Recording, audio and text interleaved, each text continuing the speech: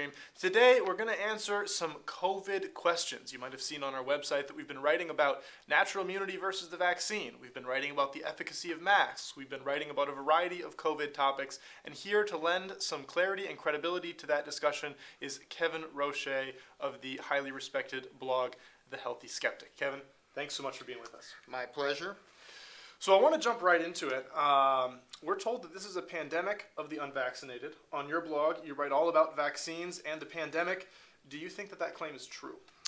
No, I actually think right now it's extremely inaccurate. What we are seeing in Minnesota and around the country and in other countries like the United Kingdom is that a growing percentage of cases, hospitalizations, and deaths are actually among people who are fully vaccinated. You have to be a little careful when you do that analysis because obviously over time the proportion of people who are vaccinated to those who are unvaccinated has shifted heavily toward the vaccinated, but on a per capita basis even we're seeing that trend toward what are often referred to as breakthrough events. We are definitely seeing that in Minnesota as well. Speaking of these breakthrough events, we had an article recently that discussed some new data from Minnesota that seems to show that the breakthrough rate is actually higher than the reinfection rate, which means that people who have had COVID are less likely to get it again than people who have had the vaccine. What do you make of that data? Do you think that what the state's telling us there is accurate? So the state of Minnesota has been less than forthcoming with data in a variety of ways, and it's not alone in that. Most states and the CDC have taken the same approach to providing kind of full and accurate data to people. Just last week, somewhat out of the blue, but I suspect connected to Data Practices Act requests they've had from a number of people, they released some information on reinfections. People who were previously infected, the rule kind of is if they get infected again 90 days, more than 90 days later, it's a new infection. They interestingly gave us that data by date of event, which will allow us to kind of compare trends in reinfections against kind of the typical cases. They have not so far, interestingly, given us the breakthrough data by date of event, and I think that's intentional so that we can't see.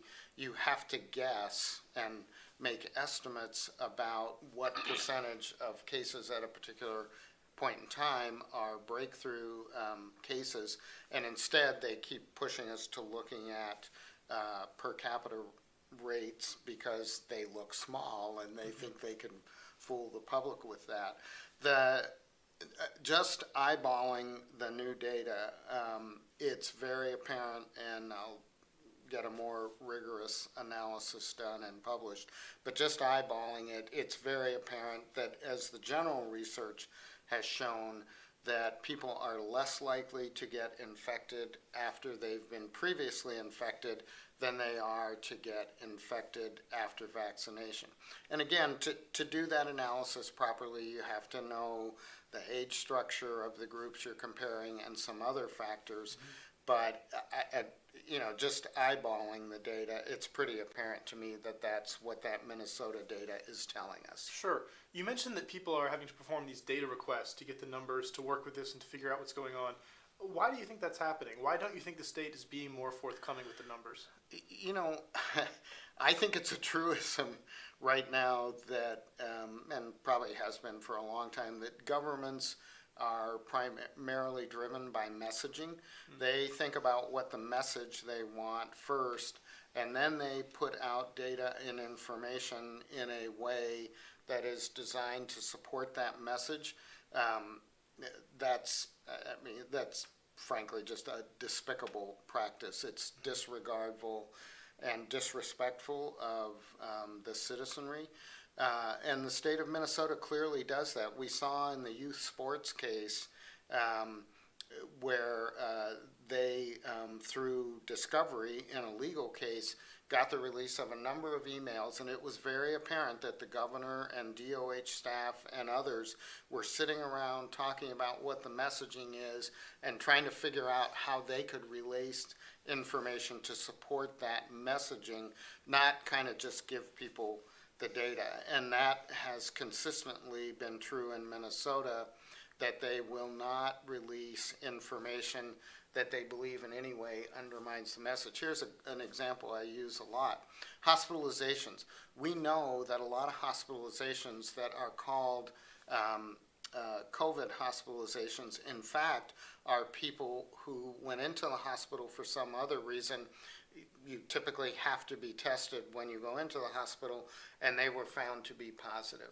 And then there's another set of people who go into the hospital for something else and actually get COVID in the hospital. And been asking forever for information on that, because the research shows that it's anywhere from 20 to 45% of all hospitalizations fall into that bucket. Well, so the state will never give us that information. Do you think they have it? Do you think They track definitely have it, because when we got to breakthroughs and they started releasing the numbers of breakthrough hospitalizations, one of the first things we heard was, well, don't pay attention to that breakthrough number, because 51% of those hospitalizations, the people went into the hospital for another reason and just happened to test positive. So when it suits their purposes, like minimizing breakthrough events, they'll give you the data. When it is against their messaging, they're not going to get it. So they definitely have that number for all cases, just like they did with breakthroughs. They still haven't given it to us. It's one of the requests that I've put in. I assume other people have put in too. So yeah, they're big on messaging and not so big on really giving people complete data. Very interesting. For those of us who are just tuning in, we're on with Kevin Roche, the publisher of Healthy Skeptic. He's an expert in coronavirus data here in Minnesota. What's your experience been like requesting this data? Is the state easy to work with? Is it hard to work with? Well, I made the request, I think, before the middle of September, and I haven't gotten a thing yet. I sent one email saying, where's my, why haven't I gotten anything? Some of what I asked for had to be easily available, and the response basically was, we're really busy. We've got lots of requests. We respond to them in order. They just don't want to give the data, and that's why I'm contemplating legal action to make sure that it's not for me, it's for the public to see what's been going on over there. One way or another, sooner or later, they're going to have to provide it, and I'll get it out of them. But no, they're very resistant. I think that they started publishing additional breakthrough data. They published the reinfection data in part, not just because of me, but because other people have also asked for that data. So they know they're going to have to give it out.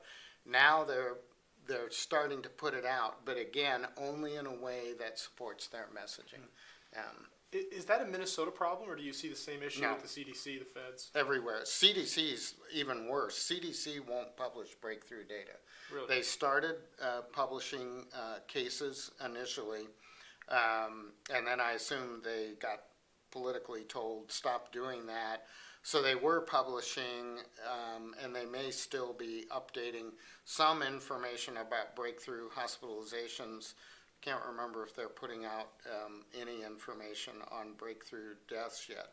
But the CDC has been the absolute worst. And the CDC is clearly, at this point, just a political arm of the White House. It's a sad thing, but it's not a science and data-driven agency. It's a political arm of the White House at this point. Well, speaking about politicized institutions, the University of Minnesota recently published this study that shows, allegedly, that people with natural immunity are 5.5 times more likely to get the disease than people who've received the vaccine. It's gotten some media attraction or attention here in Minnesota. What are your thoughts on that finding? Yeah, so that study actually was about hospitalizations. The University of Minnesota is part of a larger health system in Minnesota that was one of 9 health systems across the country that contributed data for this analysis that was published by the CDC. and I mentioned to you before we started, the CDC unfortunately has managed to completely undermine its credibility. They continue to publish. It's gotten laughable because every time they publish a study, independent data analysts kind of look at it and are immediately, identify like 20 things that are wrong with it. In the case of that particular study, one of the biggest issues is that it is confounded by time. They used a very unusual approach to basically setting the time by each individual person who was participating in the study and following them, instead of picking a set block of time and identifying events across that point in time. And one of the reasons why that's obviously important, we know here in Minnesota, we've seen this, you see it everywhere, there are waves. And so if you don't pick a consistent block of time, you are dealing with a background rate of events that's very different potentially. Right. And so the way they did that study allows for very serious confounding with that. And while it's not a per capita rate, which would be the right way to look at it, what the study did show is actually that there were 6 times the number of hospitalizations in vaccinated people compared to unvaccinated people. And if you, again, sort of eyeball the raw data that was in that study, it's pretty apparent that, in fact, the rates of hospitalizations among the vaccinated, while not equal to or higher than the unvaccinated, was pretty significant. And that it definitely was not the case that people who are unvaccinated had 5 times the rate of hospitalization than those who were vaccinated. That simply was not what the study actually showed. To what end do you think they're manipulating the data this way? Because it's a pretty broad... Yeah, so the message right now, so it's back to messaging, right? Yeah, and so what's the message at the federal level and at least in the state, and really everywhere, and not an inappropriate message? The message is everybody should get vaccinated. Okay, let's leave aside the child issue for now. Let's talk about adults. So the message is everybody should get vaccinated. The original message was everybody should get vaccinated because the epidemic will be over. Well, now we know that, in fact, the vaccines, within a pretty short period of time, aren't particularly effective against infection. That's okay, actually. And that's what people should have expected. That's the way respiratory virus vaccines work. They still seem to be pretty effective against hospitalization and against death. But the whole message is get people vaccinated. So now you're going to provide data in a way that supports that. So how are you going to do that? Well, one reason some people are resistant to getting vaccinated is because they say, well, I was infected. I've already got my adaptive immunity. Why do I need to get vaccinated? So they're trying to come up with data or information that they can slant or twist into saying, oh, your infection isn't really very good. The Star Tribune headline was hilarious. I know that reporter and interact with him frequently. The headline was, reinfection is no protection. Well, it's more protection than the vaccine, and I don't remember seeing the headlines that said vaccines are no protection. So everything is being twisted in terms of the breakthrough data and now this reinfection data that the state released this week to support the you gotta get vaccinated message. I don't necessarily object to the message. People should make their own decisions about getting vaccinated. I do object to basically lying to people and twisting data to support the message. People, I think the fundamental right people have isn't necessarily free speech. It's freedom to hear the truth. And governments are increasingly disrespectful of that right. I've noticed that in the community of people who oppose vaccine mandates, there's sort of 2 poles. On one end, you've got people that oppose it because they believe the vaccine's dangerous, and on the other end, they oppose it for more purely ideological reasons, saying that people should be allowed to make the choice for themselves. It seems like you fall into that latter group. Yeah, I don't oppose vaccines at all. I think vaccines are generally great. I think people should be given and should have been given a realistic expectation about what a vaccine is capable of doing, especially against a respiratory virus and especially against a relatively novel respiratory virus. So people should be given full information. People should consult their physicians about whether there are any particular benefits or risks to them in terms of vaccination, and people should be allowed to make their own decisions. I do not think that this particular pathogen is serious enough that people should be told you're going to lose your job if you don't get vaccinated. You can't go into a restaurant if you don't get vaccinated. You can't, travel on an airplane if you. That to me is abhorrent. That's being done. Of course. Another thing I'm left wondering here is we see that there's all this data manipulation going on to push a specific narrative about vaccines. Did that also happen with masks and lockdowns? Is there similar manipulation Yes. going on there? Tell us about that. Absolutely. Well, masks, I mean, look, anybody who seriously doesn't think the mask thing is purely political, that it was, it became you're either on this side politically or that side politically, and that the reason they were being pushed is politics. I mean, I can spend a half an hour on the mask research. The reality of the research, you break it down into two levels. At the micro level of an individual and what happens when an individual is wearing a mask, and the macro level, when you look at a population level, is there any effect? On that latter one, it's absolutely clear that masks make no difference. I published this chart. I've seen a million similar charts on Twitter. I published one for Minnesota. Here's the case curve. Governor puts in a mask mandate. More importantly, forget mandates, look at actual behavior. Wearing behavior in Minnesota went up to 90% plus. Yeah. And we had the most massive case spike ever after that. Yeah. It continued at a higher level than it had ever been before the mask mandate, all the way up until I can't remember if it was May or early June, when the governor ended the mask mandate.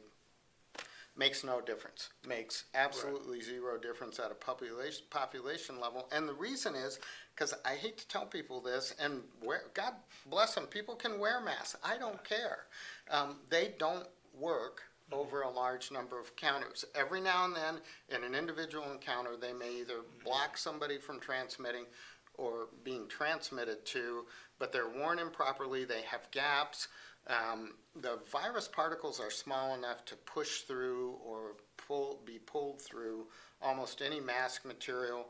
The masks actually collect viruses. I tell people the Public Health Agency of England did a study to try and identify how long does the virus live on different kinds of surfaces.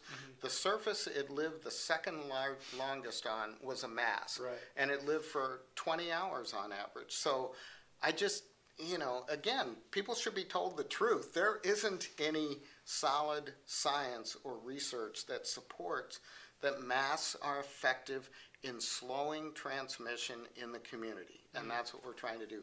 And lockdowns, it's the same thing. There's no evidence that supports the notion that they have an impact on transmission in the community.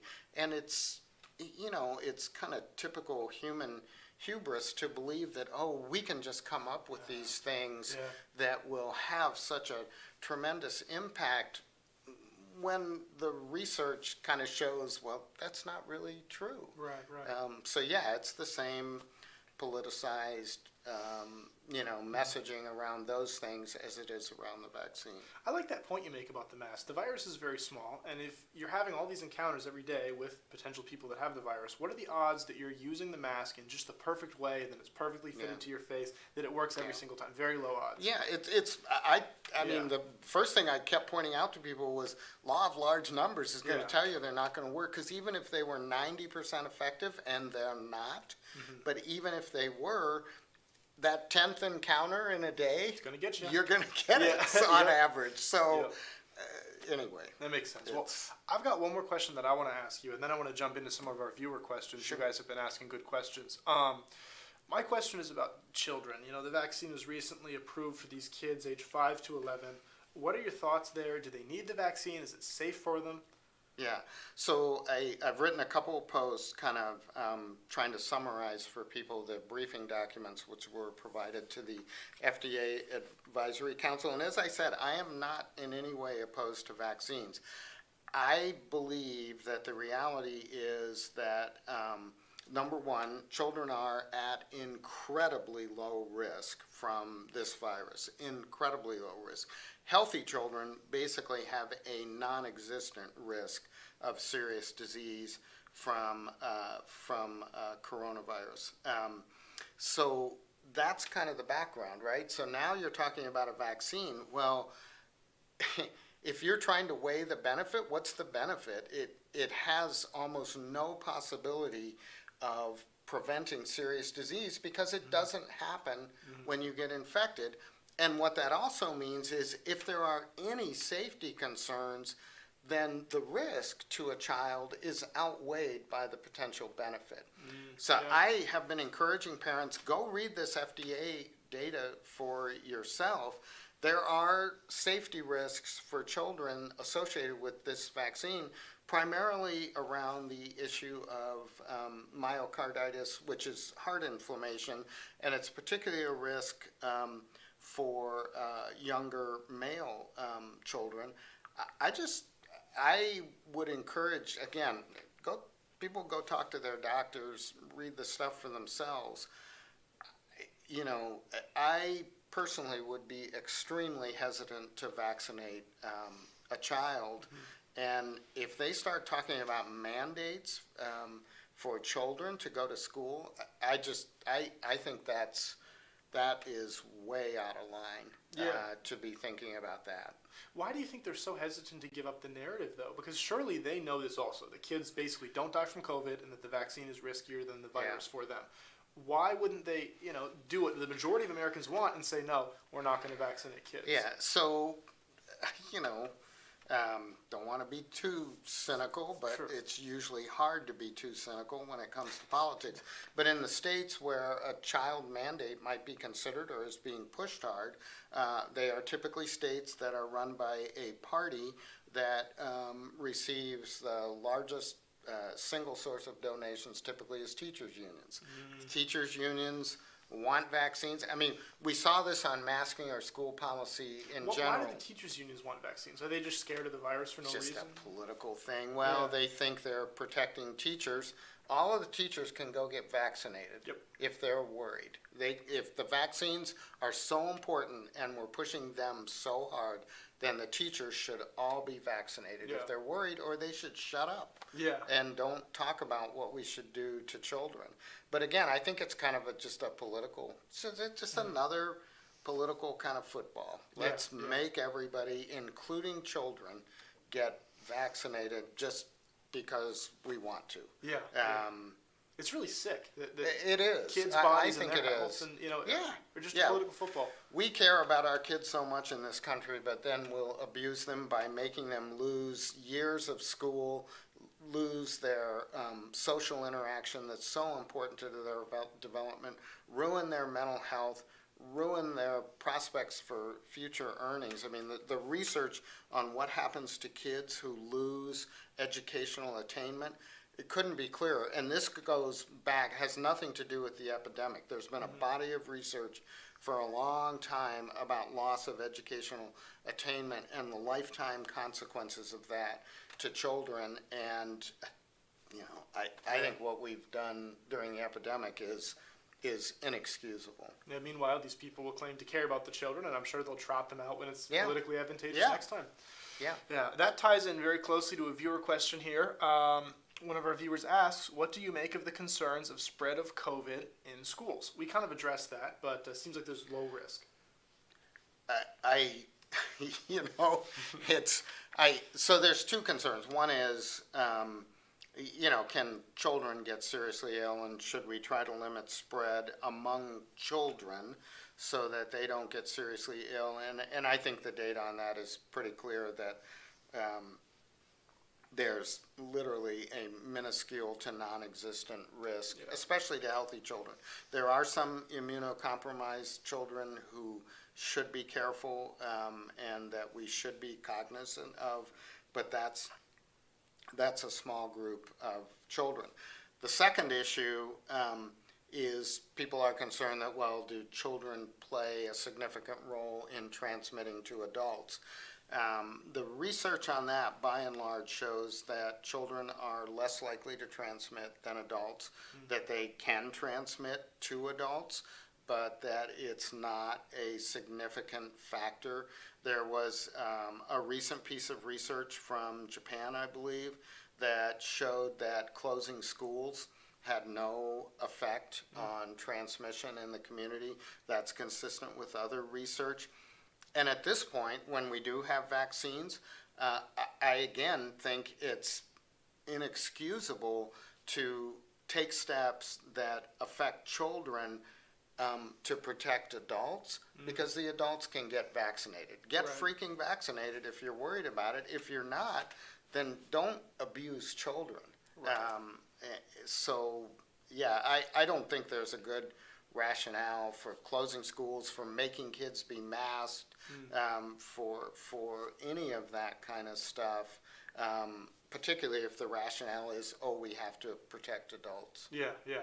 Another one of our viewers is asking about Florida, asking how Minnesota compares to Florida and how you feel about Florida's response to the virus. Well, I went to Florida like 5 times last winter because I wanted to go to a state that was halfway sane Yeah. and rational.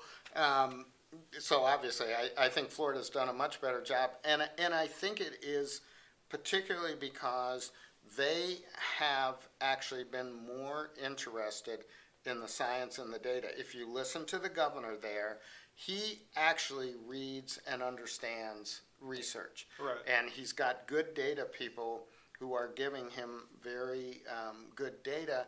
And I think he has met his obligation to the public, which is to think about the overall welfare of all of the public, not having this obsession about, I can't have coronavirus cases. Yeah. So I think they've done a good job. If you look at the results, if you just do age adjustment on the population, which you have to do, Florida has the second oldest population in the country. California, for example, has one of the youngest. If you compare those two states on an age-adjusted basis, and if you look at mortality, they're basically identical. California on an age-adjusted basis is kind of right in the middle of the pack.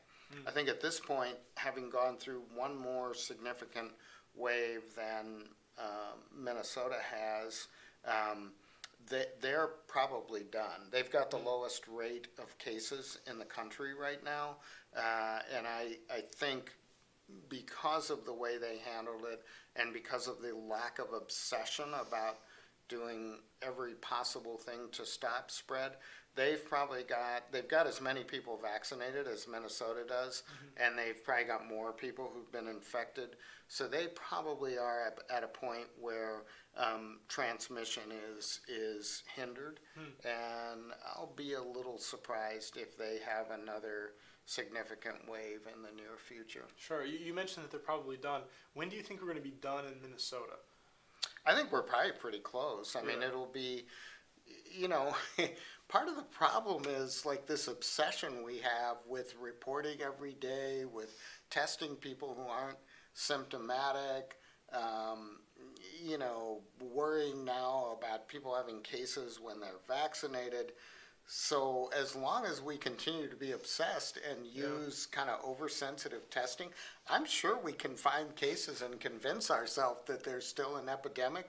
At some point, it's an attitudinal thing where we kind of have to say, look, the virus is not going away. People need to understand that no matter what anybody says. It is not going away. Right. It is going to be here. It is going to cause a certain level of cases and serious disease, especially in vulnerable old people. That's just the reality. We've done a pretty good job. We've got vaccines. We've done a pretty good job of doing what we can to lessen the effects. And I think it's just time to move on. Sure. We're damaging ourselves far more with the attempts to suppress the virus than the damage the virus is doing at this point. Of course, of course. Another one of our viewers is asking about your thoughts on different COVID therapeutics, including the so-called horse paste. What are your thoughts on these measures? I've spent less time on therapeutics because to really understand those trials, you really have to know something about mechanisms of action. You have to, from a clinical perspective, they're somewhat complex. The designs are more complex. I think in general, unless there is a clear safety issue with a particular therapeutic, there's no harm in letting people try it. Is ivermectin effective? Honestly, there's research all over the place that shows that maybe it is effective if taken at a certain point in somebody's infection, and there's other research that suggests it's not. The people who say, for example, well, India's wave ended because a lot of people took ivermectin there. That is not accurate. But frankly, I don't care. Hydrochloroquine, people want to take that. It's not harmful to them. Monoclonal antibodies, the research I think is more clear that, again, taken at an appropriate time, early enough on, they can make a big difference, in preventing serious disease. So especially people who are vulnerable for some reason, it sounds to me like if you get infected, to go as quickly as you know that and get those antibodies probably is going to be beneficial. There are things we've learned that we shouldn't do, like early on, which just because of what I knew about issues in hospitals generally, early on we were putting everybody on a ventilator. That's a terrible thing to do. If people don't know what ventilation is, you literally stick a tube down somebody's throat. That tube becomes a conduit for pathogens. So a lot of infections are generally caused in hospitals in people who are ventilated. It's also very traumatic physically, and it turns out it wasn't helping people, so they've cut way back on that. So they've learned some things not to do too. But my general attitude again is if something hasn't been shown to have serious safety issues, well. It's a bit of an extraneous thought, but it seems like we accept that logic in every other area of life. I mean, there are people that think crystals cure cancer. Sure. And we all say that's ridiculous. You can try it. Eat certain foods, do this, right, do right. that. Every week there's some new home remedy, and we don't demonize the people that try it. It's only with COVID that we do that. It's political. It's purely political, I think. Another viewer question is about COVID deaths. They're asking if you think COVID deaths in Minnesota are inflated, and if so, by how much? The CDC, when the epidemic got going, came out with a new way and the World Health Organization did this as well. So it's kind of a worldwide problem. They came up with a new way to attribute deaths. And so anybody, I'm not going to go into the complexities of a death certificate and how they're supposed to be filled out, but basically what they ended up doing was saying that anybody who had a positive test, and it could be as long as a month before or even longer before they died, or anybody who had certain symptoms, that was a COVID death. Right. And you ended up with some, at one point, I haven't looked at the numbers lately, but at one point there were at least 10,000 deaths that the CDC was counting that were homicides, car accidents, suicides, but because the people had a positive test somewhere. Right. So COVID apparently caused them to get shot. Right. COVID-induced suicide.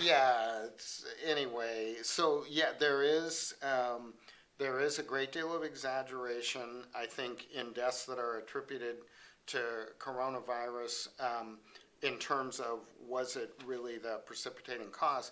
The other thing that I think is even more important to recognize is that the vast majority of deaths are in very old people who are frail. Right. these are people, nursing home, for example, the average life expectancy of a nursing home residence is somewhere between 6 and 9 months. These are people who are in very bad health, who flu would typically kill, who, frankly, any kind of additional health problem would likely result in their death. You know, so to say, oh, these people died because of coronavirus, well, yeah, maybe they did in a way. Right. But, so yeah, I think it's over-attributed.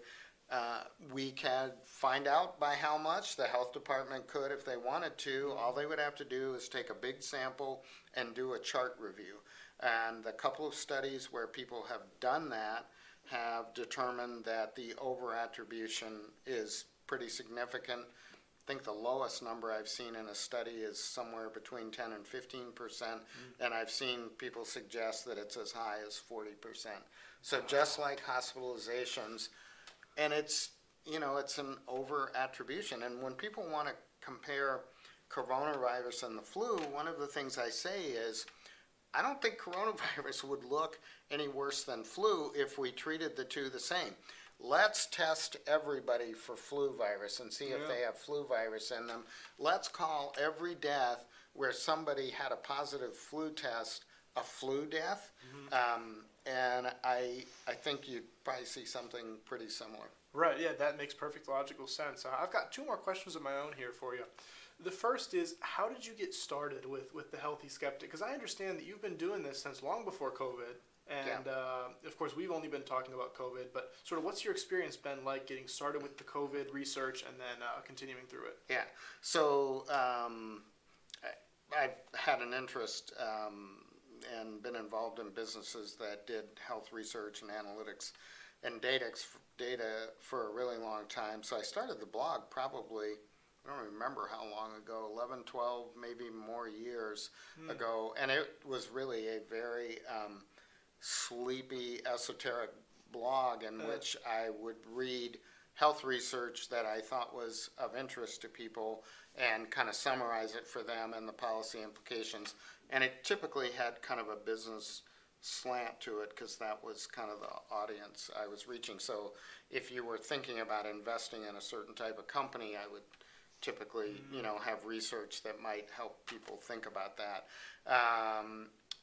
When the epidemic started and people started doing lockdowns, because of some of what I knew about epidemiology and infectious disease and immune systems and a bunch of other stuff, the idea of lockdowns and closing schools kind of horrified me. Yeah. And so that's when I started writing the blog, initially kind of focused on research, but you know, people would email me and ask about data, so I started looking more at the data and providing people with some independent kind of data analysis. And then I very fortunately ran into a guy named Dave Dixon, a reader, and Dave has been a phenomenal asset because I am not technically skilled at using Excel or other charting or tabling software.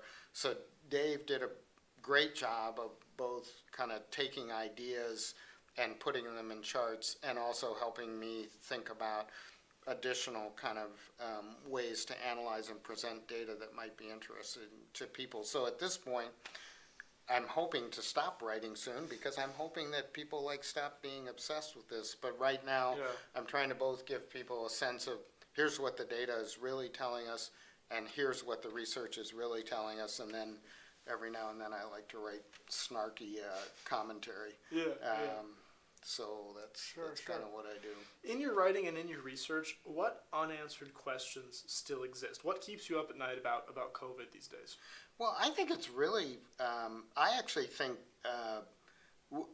and it's become apparent in the research, we know very little about how and why transmission occurs. Really? But that's totally different because, you turn on CNN and you hear transmission occurs because you didn't wear a mask. Yeah, it's actually really fascinating because, and I know everybody's had this experience. In my own family, one spouse will get it, living in the household with another spouse and children, and none of them will get it. Wow. And so you're like, well, how does that happen?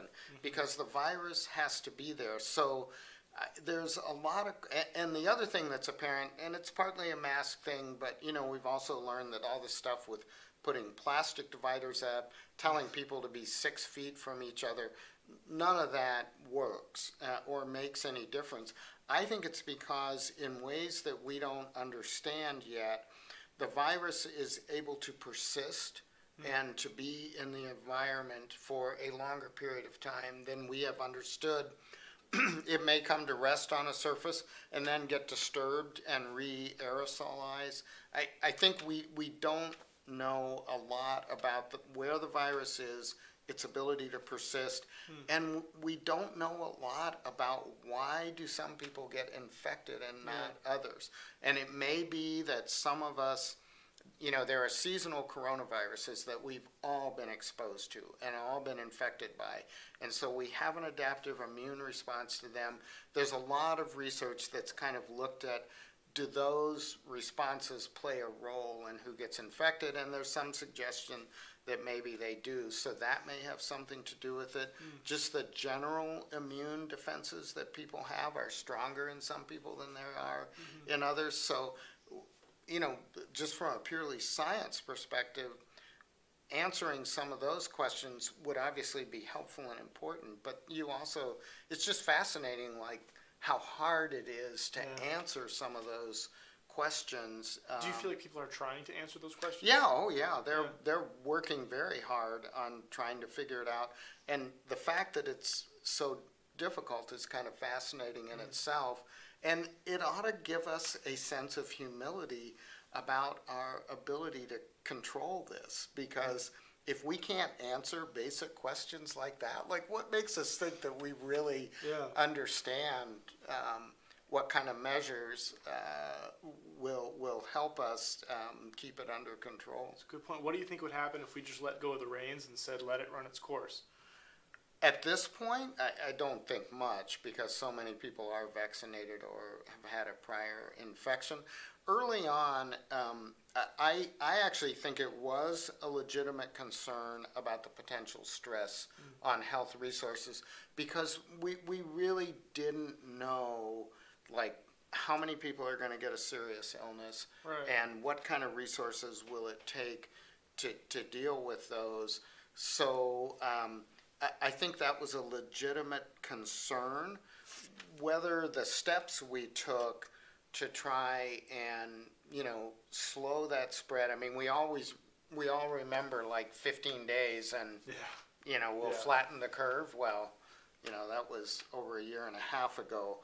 So I actually would not have completely let it go. I would not have closed schools based on what we knew even pretty early on, that this was not much of a threat to children.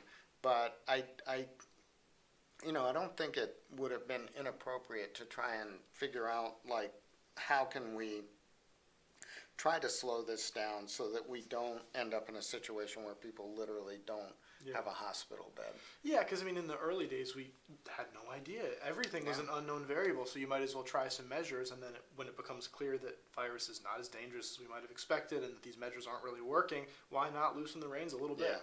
Yeah, that makes a lot of sense. If people want to follow your work, keep up with what you're doing, where can they do that? The blog is www.healthy-skeptic.com. And the posts go out on Facebook, LinkedIn, Twitter. So far, they haven't caught up with me yet, but sooner or later. Your usernames are Healthy Skeptic on those platforms? Yes. Well, it automatically, and people can go to the website, they can subscribe, and the posts will all get pushed to them. Or if they go to Twitter and look for Healthy Skeptic, if you type in Healthy Skeptic, you'll find it, and then you can just follow it, and you'll get a link. The links get pushed out. I don't do that. I have a web guy who's really good at this stuff, and he's like, okay, we're going to get you on social media. I'm like, go for it, because I don't have a clue. Awesome. Well, ladies and gentlemen, thanks so much for being with us. This is Kevin Roche of Healthy Skeptic. Check out his blog, check out his social media posts. Kevin, thanks for being with us. Thank you. Appreciate the opportunity.